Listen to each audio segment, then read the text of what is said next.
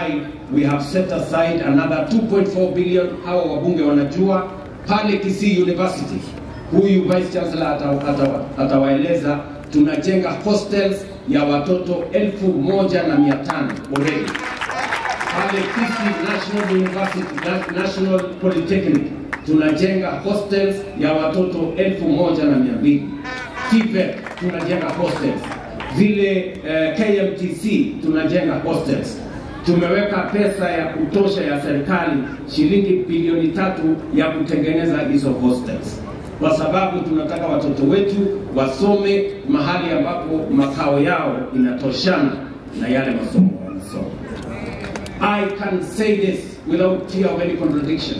Affordable housing ambayo inaendelea hapa, na nilisema tutarelocate hii prison. Kuna jela iko hapa katikati ya town. Maabusu hawahitaji kukaa town. Maabusu tutawapeleka kule mbali kwa. Ndio. Hii city ya Kisii hapa katikati, mimi nataka niwajengee nyumba 10,000 hapo kwa mahali kuna hiyo jela.